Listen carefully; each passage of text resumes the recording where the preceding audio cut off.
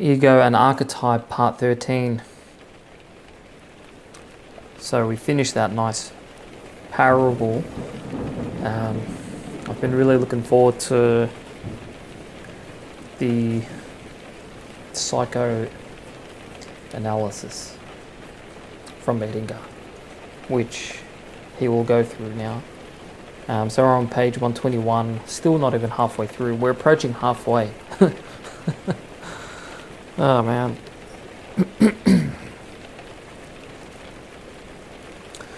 This charming tale is a beautiful symbolic expression of the theory of analytical psychology concerning the origin and development of the conscious ego. The ego begins as the child of a royal heavenly family. This corresponds to its original state of identity with the self or archetypal psyche. It is sent away from this original paradise on a mission. This refers to the necessary process of conscious development, which separates the ego from its unconscious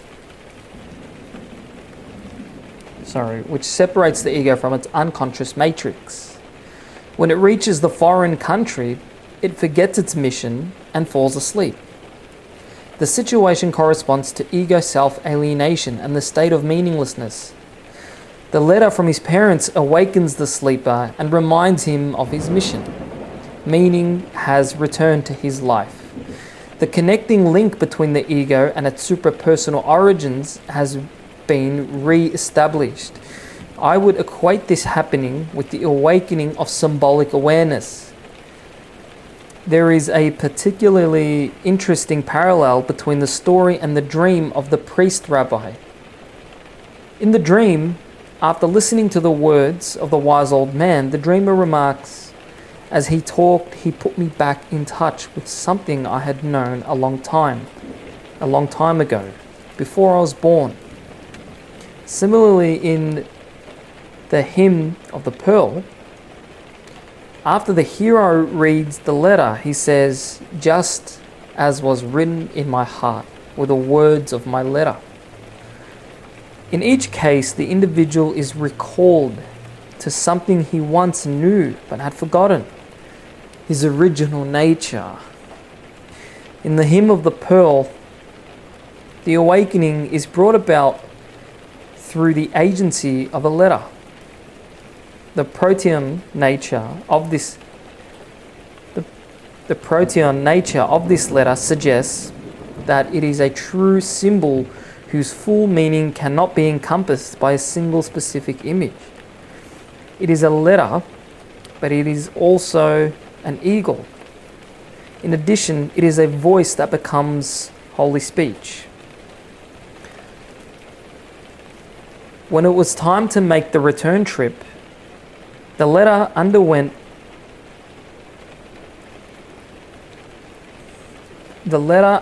still another metamorphosis and became a guiding light.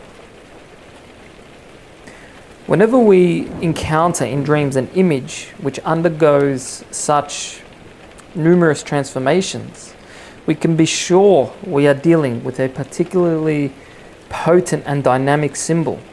Such a symbol is the letter eagle voice. Letter eagle voice light image in this story. A letter is a means of communication from a distance. The eagle, stated in the text to be the king of birds, reminds one of the fact that birds have always been considered the messengers of God. I once treated a psychotic patient who told me that he was receiving messages from God. When I asked him how he got these messages, he said that the birds brought them. He said that the birds brought them. Birds also suggest the dove of the Holy Ghost, which is the connecting link between God and man. It's in pictures 30 and 31. The voice reminds one of the call or the vocation, which means literally a calling. This theme has always expressed and experience of awakening which leads the individual out of his personal preoccupations into a more significant destiny. The letter, as guiding light, is paralleled by the Star of Bethlehem, which guided men to the birthplace of Christ, the manifestation of deity.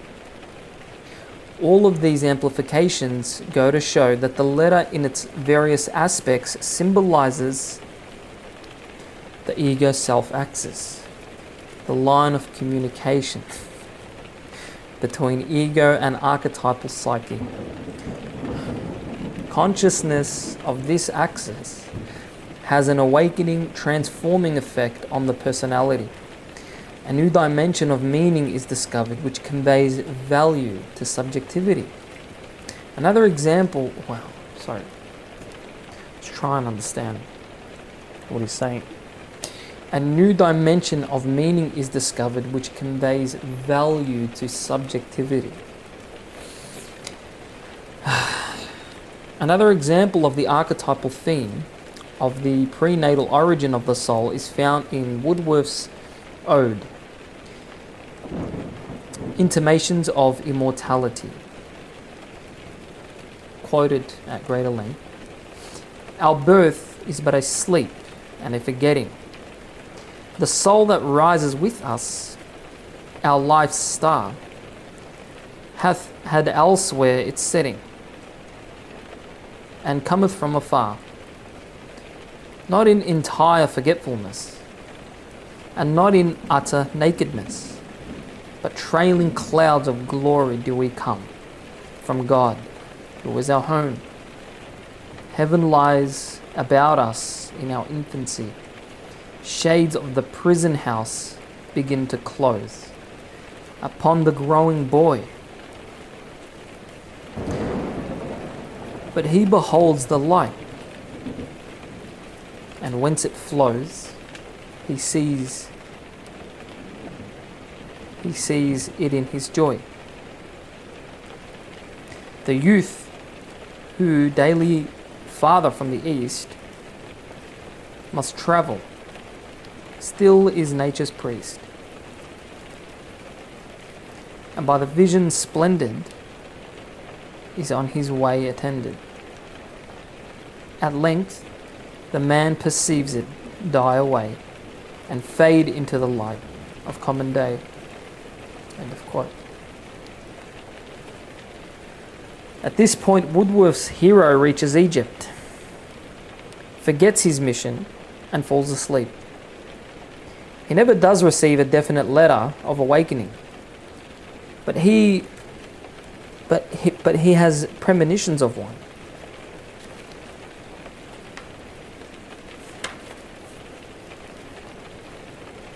So it's a beautiful painting here of the angel Gabriel handing Mary a letter. It's a good thumbnail.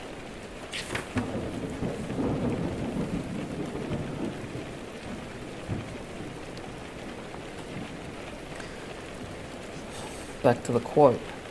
And in a season of calm weather, though inland far we be, our souls have sight of that immortal sea, which brought us hither, can in a moment travel thither, and see the children sport upon the shore, and hear the mighty waters rolling evermore. Thanks to the human heart by which we live, thanks to its tenderness, its joys and fears. To me, the meanest flower that blows can give thought that do often lie too deep for tears. End of quote. In the last two lines, there is a definite allusion to the symbolic life. Dreams are expressions of the ego-self axis. Every dream can be considered a letter sent to Egypt to awaken us.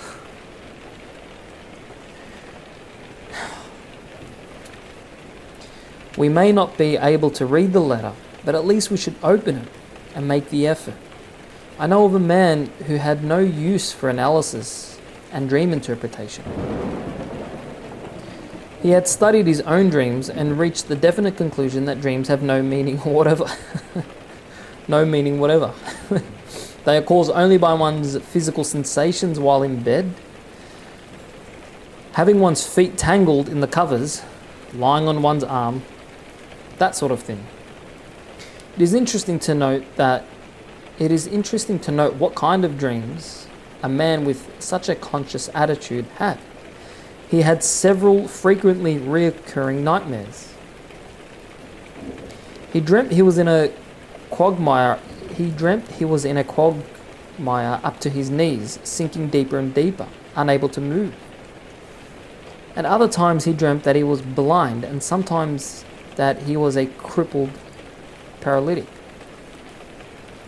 Sometimes dream images refer directly to the functioning of the ego-self axis. This is true of the dream about the priest rabbi. I have encountered several dreams which use the image of an island needing a communication system with the mainland. Here is an example of such a dream. A man dreamt that he was on an island several miles off the mainland. A great pile of telephone cables comes up on the beach. It is connected with the mainland, and the dreamer feels he has rescued it from destruction by recognizing what it is. It is an important advance in communications. His neighbors think it is ugly and want it thrown back into the sea, but the dreamer is able to persuade them of its value. End of quote. The fact that the neighbors object to the ugliness of the telephone cable is significant. The dreamer has a highly developed aesthetic sense. Indeed, his major value judgments are based on aesthetic considerations. In order to accept the new communication pathway with the mainland, that is the archetypal psyche, the dreamer must dispose the tyranny of aestheticism, which recognizes no values other than its own. This is an illustration of the fact that the ego self-axis and the symbolic life are encountered through the inferior function, the weakest portion of the personality. Only by awareness and acceptance of our weakness do we become conscious of something beyond the ego which supports us.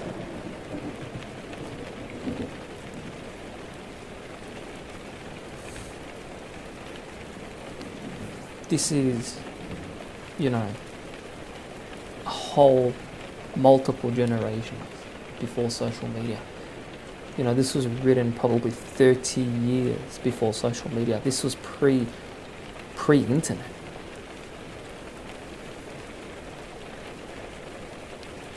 Seriously, I'm going to read that paragraph again.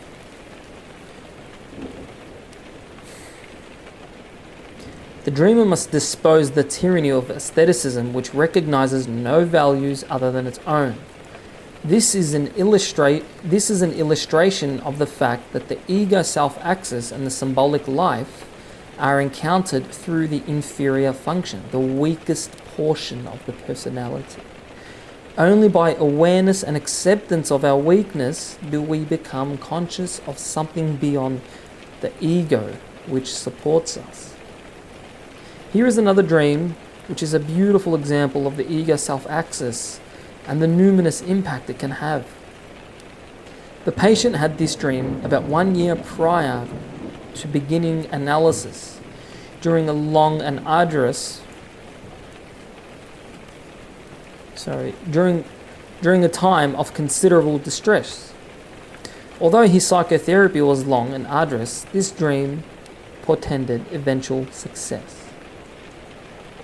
I am on the roof of a room completely surrounded by water when I hear wonderful music coming across the water. The music is being brought by 4 wise men standing in small boats, and each is coming from one of the 4 directions. They are magnificently robed, and as they proceed across the water through a blue-grey dawn, I realize that the music each one brings bears the characteristics of the direction from which he comes. These four musical qualities blend and merge into a sound which affects me powerfully in writing about it 3 years later, as it did when it occurred in the dream. The four wise men ascend stairs at each corner of the room. I'm overcome with a feeling of great reverence and excitement as they reach the roof. It has grown lighter. The nearness of them is overwhelming. I realize they have come to prepare me for the doing of some work. I then must go downstairs and complete some task which requires prolonged diligence and concentration. When I come back, I see the four wise men going back across the waters in their small boats. Though there is a sense of disappointment, the music seemed more glorious than before, even triumphant. There was definitely a sense of having succeeded or passed the test. Then I saw that in the place where each wise man had stood, there was now a stone idol, which, though abstract, not only intrinsically represented the wise man, but indeed all that was implied by the culture and mores of the direction from which he had come. There was a sense of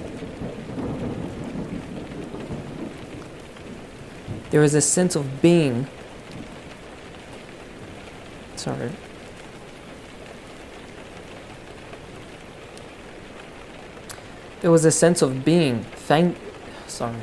because it's spelled differently, it confused me.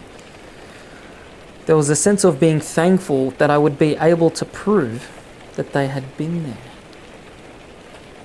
There was a sense of being thankful that I would be able to prove that they had been there. Then I turned my attention to the four wise men, each returning to his own direction in the small boats, and the music became even greater. Once more I heard with special clarity the special personality of each of the four directions, blending mysteriously into a super musical sound, and the day became brighter until an electric blue surrounded me, and a sense of the most intense well-being I'd ever known filled me as the dream ended.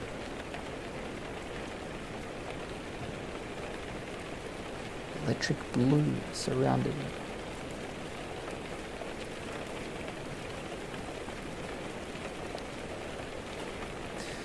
That's the end of the dream.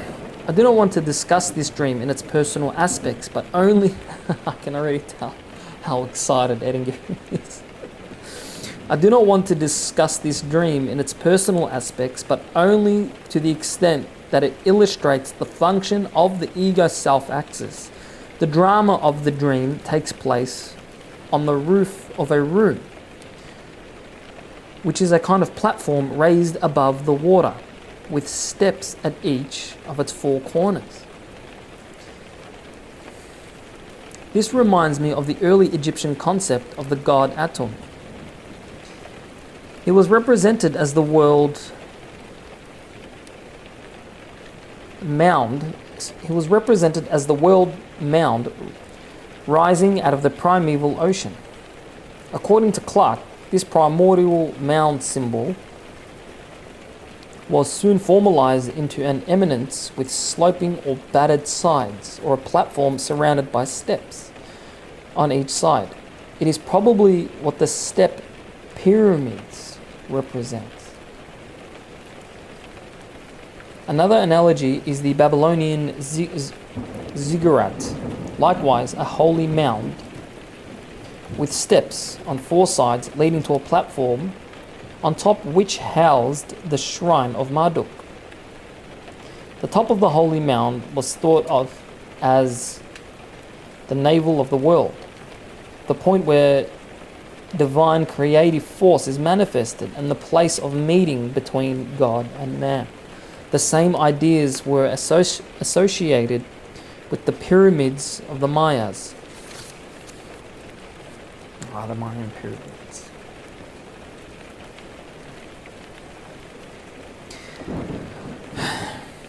The image of wise men bringing gifts reminds us of the story of Jesus' nativity and the three wise men. Nativity and the three wise men. This theme of bringing gifts to the newborn child is part of the myth of the birth of the hero, which we can add is also the myth of the birth of the ego. But what is the significance of 4 wise men instead of 3? There is a legend that when Jesus was born, not 3, but 4 wise men were supposed to have come to him from the 4 corners of the world, but the 4th was delayed and did not arrive in time. The fact that there are 4 wise men coming from the 4 directions alludes to Mandela symbolism and indicates that the wise men are a function of the self, a psychic totality. The wise men thus represent a 4-fold ego-self axis. They are messengers and gift bringers from the land beyond the sea, come to establish communication with the ego. We are reminded of the previous priest-rabbi dream, where likewise an old wise man served to connect the dreamer with her suprapersonal origins. I would draw your attention to the light symbolism in this dream. The dream begins at dawn. It grows lighter as the wise men reach the roof and becomes still brighter at the climax of the dream. Light represents consciousness. All people have myths of creation, which depict it as the creation of light. All people have myths of creation which depict it as the creation of light. Such myths refer to the creation of the ego, which is the light of consciousness born out of the darkness of the unconscious. Similarly, dawn is the daily emerging consciousness. Similarly, dawn is the daily birth of the light of the sun and is an apt image to represent emerging consciousness. Thus, we can understand this dream as referring to a growth or increase of consciousness on the part of the dreamer. The interpretation would also correspond to the significance of the wise men, whose attribute is wisdom. Wisdom is light in the psychological sense. The wise men are bringers of the light of consciousness. Another feature of the dream is that each wise man leaves behind an idol or image of himself which epitomizes the direction from which he comes and provides tangible proof of the reality of his vision. This is most interesting. I understand it as a representation of the symbolic process itself. The archetypal forces represented by the wise men bring images of themselves as gifts to the ego, symbols that remind the individual of his suprapersonal connections.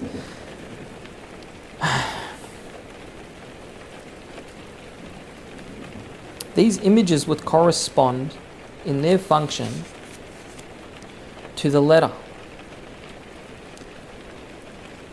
eagle and guiding light in the hymn of the pearl. They are connecting links between ego and archetypal psyche which transmit symbolic meaning. The word symbol derives from the Greek word symbolon, which combines 2 root words, sim, meaning together or with, together or with, and bolon, meaning that which has been thrown. The basic meaning is thus that which has been thrown together. In original Greek usage, symbols refer to the two halves of an object, such as a stick or a coin, which two parties broke between them as a pledge, and to prove later the identity of the presenter of one part to the holder of the other. The term corresponded to our word tally, concerning which Webster's Unabridged Dictionary states, it was customary for traders, after notching a stick to show the number of quantity of goods delivered, to split it lengthwise through the notches so that the parts exactly corresponded, the seller keeping one stick and the purchaser the other. A symbol was thus originally a tally, referring to the missing piece of an object, which, when restored to or thrown together with its partner, recreated the original whole object. This corresponds to our understanding of the psychological function of a symbol. The symbol leads us to the missing part of the whole man. It relates us to our original totality. It heals our split, our alienation from life. And since the whole man is a great deal more than the ego, it relates us to the suprapersonal forces which are the source of our being and our meaning. This is the reason for honoring subjectively and cultivating the symbolic life. It's the end of chapter 4.